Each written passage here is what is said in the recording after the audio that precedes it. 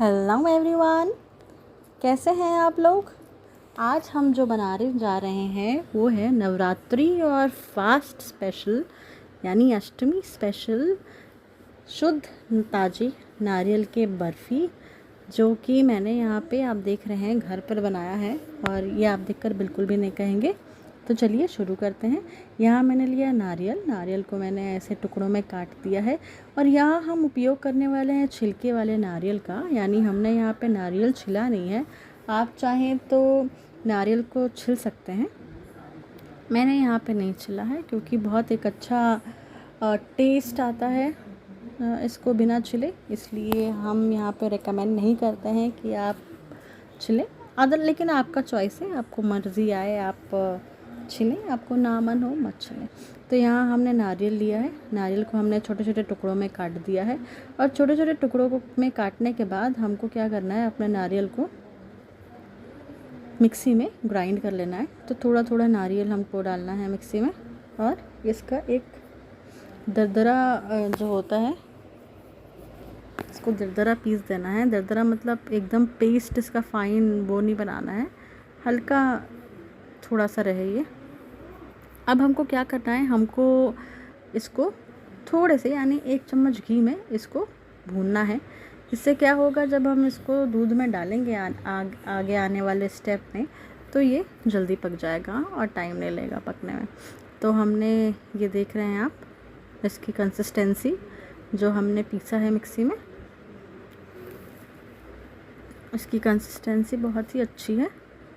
तो इसको डालिए 1 चम्मच घी में और घी में डालने के बाद से इसको अच्छे से चला दीजिए। धीमी आंच पर लगभग 3 से 4 मिनट तक हमको अपना नारियल जो है घी में अच्छे से भूनना है। बहुत बढ़िया टेस्ट, बहुत ऑसम टेस्ट आएगा इससे, और जब दूध में हम इसको पकाएंगे बहुत जल्दी ये पक भी जाएगा। नवरात्रि ख़त्म होने वाली है, इसलिए आप सभी को हैप्पी नवरात्रि मेरी तरफ से। मैंने कोशिश की है कि अलग अलग चीज़ें इस पूरे टाइम पे डालूं, जिससे खाने में आपको बनाने में बहुत ही आसान हो और खाने में बहुत ही टेस्टी हो। तो यहाँ हमारे नारियल भून गए हैं 3 से 4 मिनट तक। इसको हमको क्या कर देना है, इसको हमको खाली कर देना है एक प्लेट में, और उसी कढ़ाई में हमने यहाँ पर दूध अपना, यहाँ पे मैंने फुल क्रीम दूध लिया है। क्या होता है, फुल क्रीम दूध का जो एक फ्लेवर आता है, एक टेस्ट आता है, बहुत ही मज़ेदार आता है। मैंने यहाँ पे फुल क्रीम दूध लिया है। आप चाहें तो आप जो नॉर्मल जो दूध होता है, टोन्ड होता है, वो भी ले सकते हैं। तो यहाँ पर हमने आधा लीटर फुल क्रीम दूध लिया है। अब हमको दूध को अच्छे से चलाते हुए उसको खौलाना है, और खौलाने के बाद इसको हमको इसकी कंसिस्टेंसी जो है हमको आधी कर देनी है। तो आप देख सकते हैं दूध हमारा अच्छे से खौल कर ऑलमोस्ट आधा हो रहा है, क्योंकि हमको इसको लिक्विड नहीं बनाना है। इसके लिए हमको ज़रूरत है कि दूध को हमको अच्छे से खौला कर, अच्छे से चला कर इसका एक रबड़ी का एक फॉर्म देना है।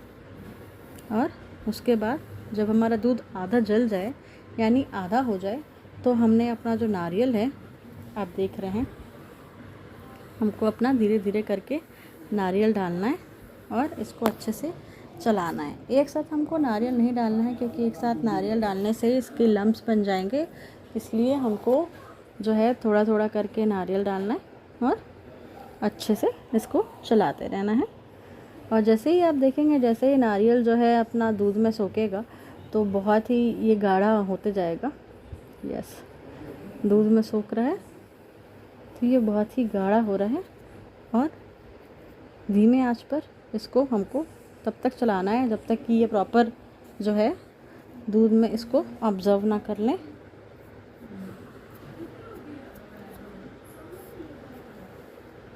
अच्छे से इसको चलाइए। इसकी कंसिस्टेंसी आपको मेंटेन करके रखनी है, क्योंकि ये ज़्यादा गीला रहेगा तो इसकी बर्फ़ी बनेगा नहीं, ज़्यादा सूख जाएगा तो भी ये टाइट हो जाएगा। इसलिए हमको इसकी कंसिस्टेंसी का खास ख्याल रखना है। धीमी आंच पर अच्छे से इसको चलाते रहिए धीरे धीरे करके। लम्स ना बने, इस बात का आपको ख़ास ख्याल रखना है।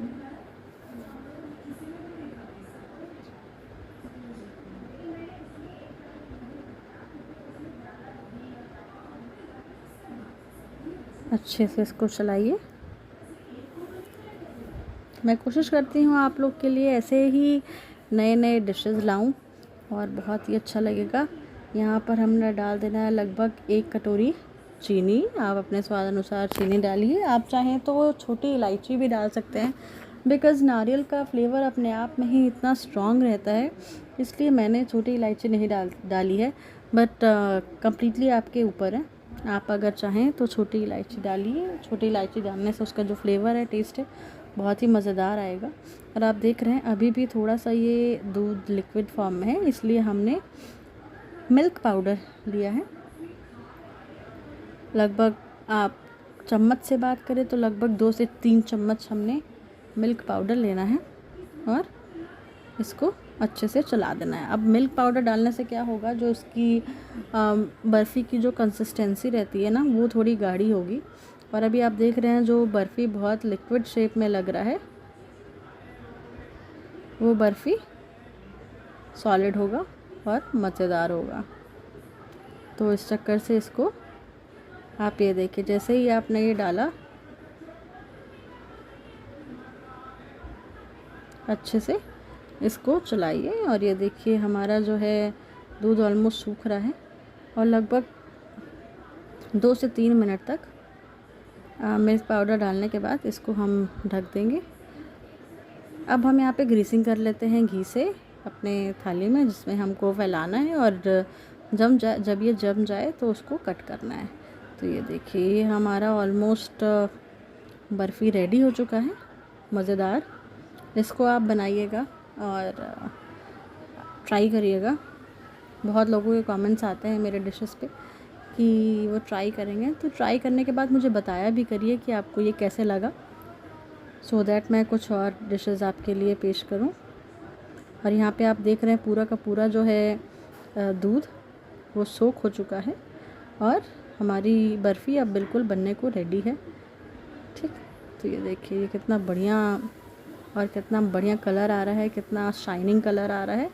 तो अब इस स्टेज पर हमको क्या करना है, हमने जो ग्रीस किया था उस प्लेट में हमको अपना बर्फ़ी फैला देना है।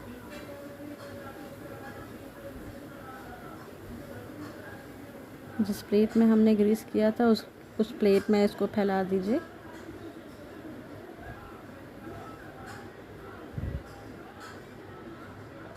अच्छे से ये देखिए, अभी तो हम इसको ऐसे फैला रहे हैं, उसके बाद हम इसको इवन करेंगे ताकि जब ये ठंडा हो जाए अच्छी तरह पूरी तरह से, तो हम इसको शेप देकर आसानी से काट पाएँ। ये देखिए हमने इसको अभी प्रॉपर फैला दिया है।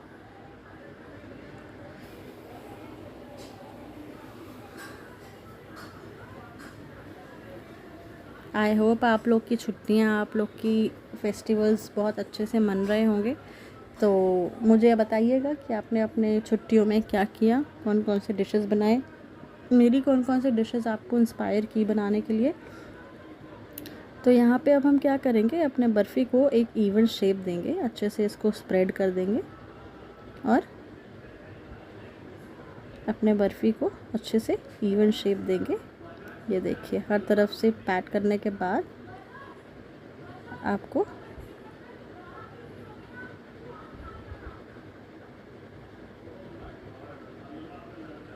इसको हमने अच्छे से शेप दे दिया है। अब इसको लगभग 2 से 3 घंटे तक फ्रिज में हम रख देंगे और फ्रिज में रखने के बाद आप ये देखिए कितना बढ़िया ये रिज़ल्ट आया है और कितना ऑसम रिज़ल्ट है। और ये कोई कह नहीं पाएगा कि ये घर की बनी हुई बर्फ़ी है।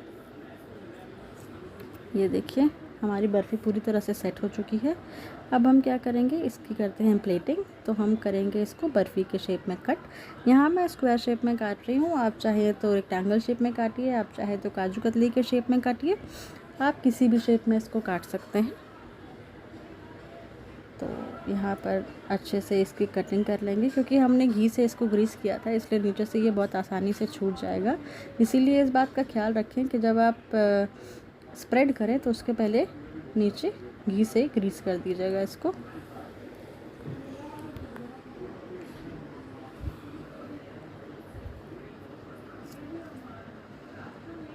मेरी डिशेस आपको पसंद आती हों, अच्छी लगती हों तो आप मेरी जो मेरा चैनल है अपने फ्रेंड्स को, अपने कलीग्स को शेयर किया करिए, उनसे सब्सक्राइब कराया करिए, बेल आइकन को प्रेस करवाया करिए, कमेंट करा करिए, ताकि मुझे भी बहुत अच्छा लगता रहे। वैसे आप लोग की दुआओं से, आप लोगों के प्यार से मेरा ये चैनल बहुत अच्छा चल रहा है। बस इसी तरह अपना प्यार मेरे ऊपर बरसाते रहिए। अब हमने कर लेनी है इसकी प्लेटिंग और ये तैयार हो गया हमारा बहुत ही बढ़िया, बहुत ही शुद्ध और ताज़ा नारियल का बर्फ़ी, जिसको हम व्रत में भी खा सकते हैं। बहुत ही कम आइटम से हमने इसको बनाया है। तो ये डिश आप बनाइए, खाइए और एंजॉय करिए। Have a happy day. Thank you for watching my video.